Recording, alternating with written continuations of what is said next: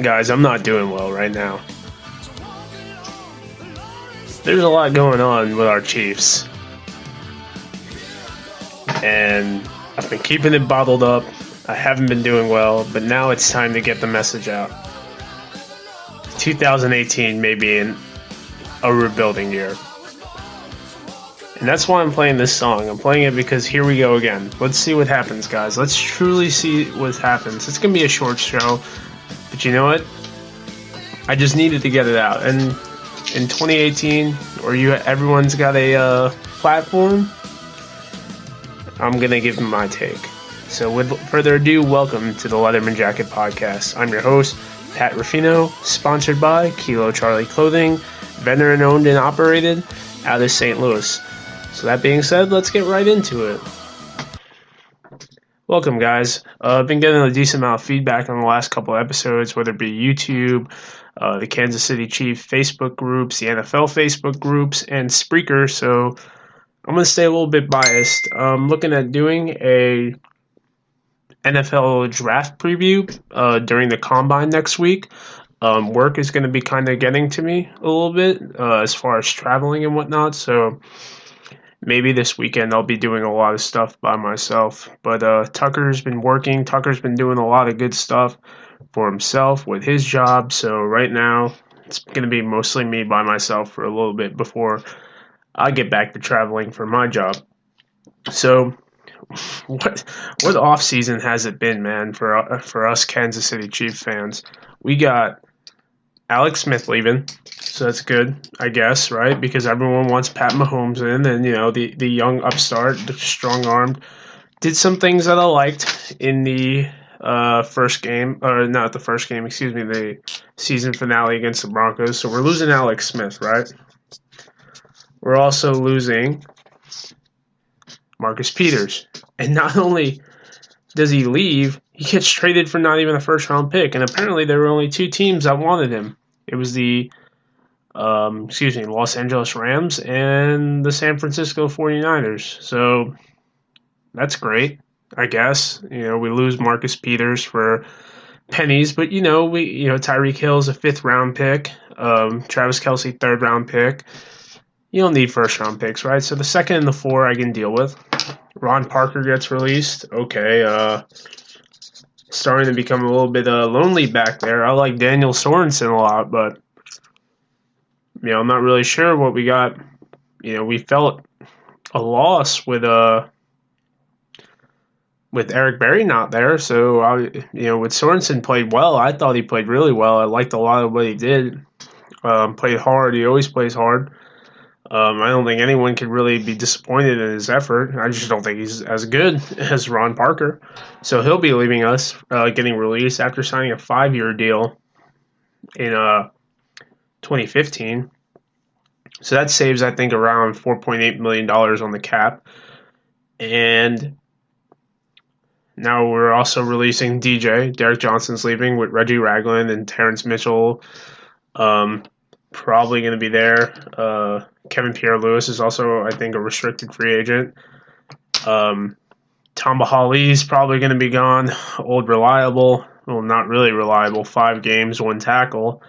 As well as Benny Logan. And not only that, now, are we going to bring back even QB Tyler Bray, who's been in the system since 2013? Is that something that we're going to do? Because now you only have one quarterback in that QB room, a new offensive coordinator. I don't think Tyler Brady's a future at all, but I think he can explain some things to Mahomes and to the new offensive coordinator, Eric Bieniemy. So we'll see what's going on. But either way, I don't even know what to think about this right now.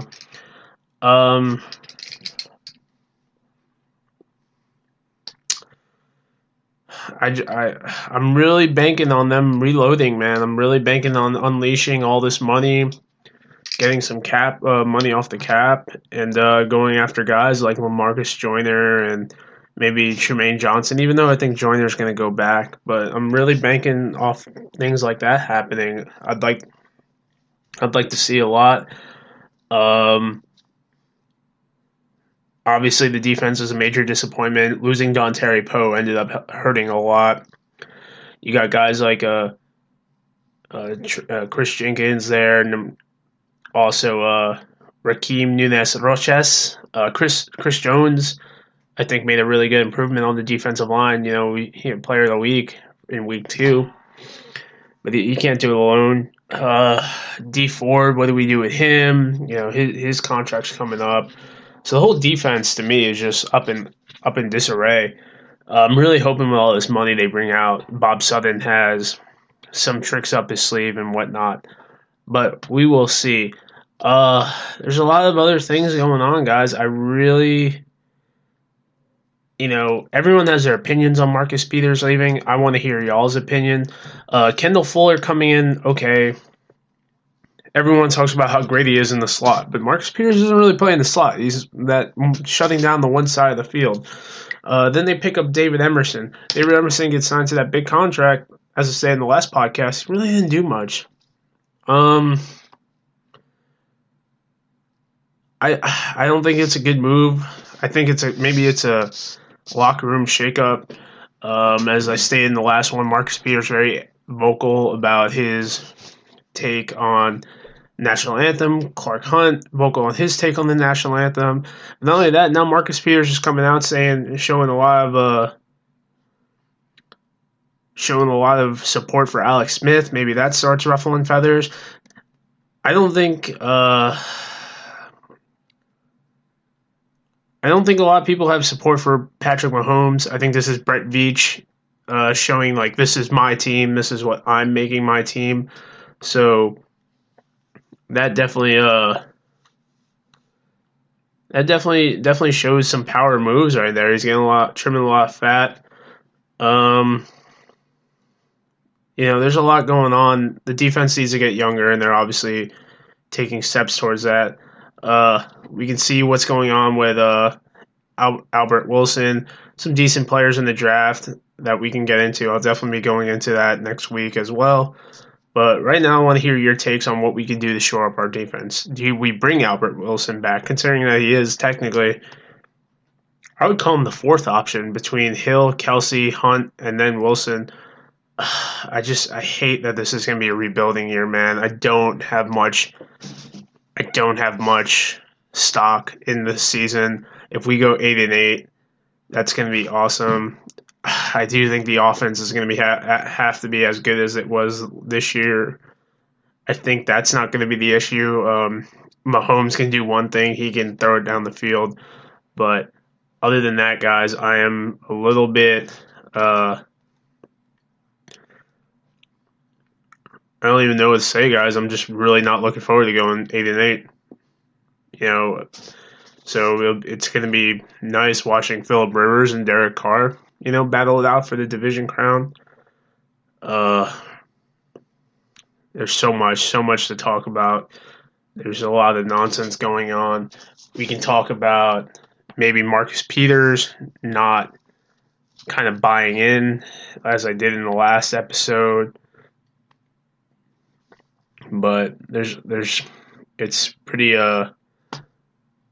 terrible, guys. It really is terrible.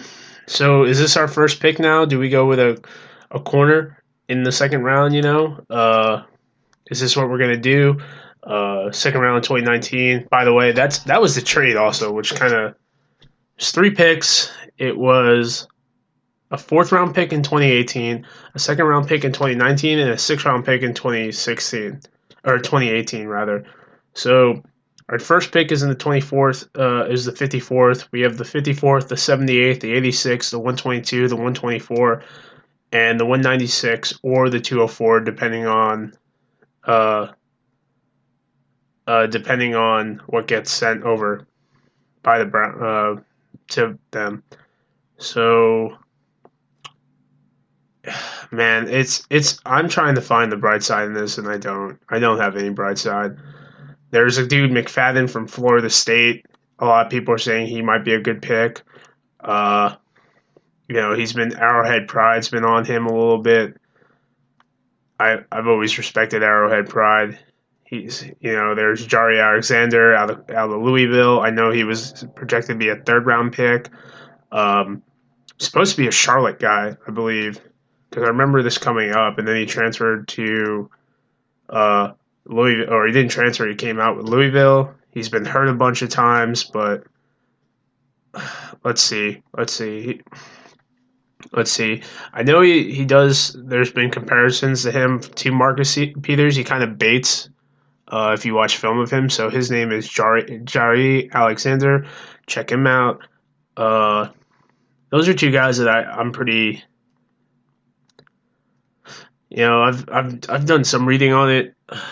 We're not going to get these first round high picks. We're just going to have to get the best player available, I think, especially with our offensive line looking decent this year. We're probably going to be returning the 5 starters, barring injury. Mitch Morse hopefully comes back. The doctor, Eric Fisher, Mitchell Schwartz, all these guys coming back. So I'm really looking forward to the offensive side of the ball. I'm really curious to see what Tyreek Hill is going to be doing with Patrick Mahomes. How many 9 routes can we get him? I'd love to see him have a 10 touchdown season. I'd love Kelsey to put up 10 touchdown season as well. Both of them go back to the Pro Bowl, but that defense, man, I really hope they do something. Because if you're going to fire Bob Sutton after that, and I'm not a big Bob Sutton guy at all, but how do you set up someone to fail like that? But let me know your comments, your thoughts. Appreciate the support that I've been getting, especially with Tuck being out, being a one-man show. Please, if you guys like anything, let me know. Leave comments below. Please, if whatever you're watching it on YouTube or Spreaker, please subscribe. I try to do episodes every couple days. And let us know, guys. Really appreciate the feedback. We are on Facebook, The Letterman Jacket. So be pumping out episodes before I get mobile for work. So that being said, remember, this is Pat Ruffino signing off with The Letterman Jacket. What do we do with the Kansas City defense? Good night, everyone. Appreciate you guys listening.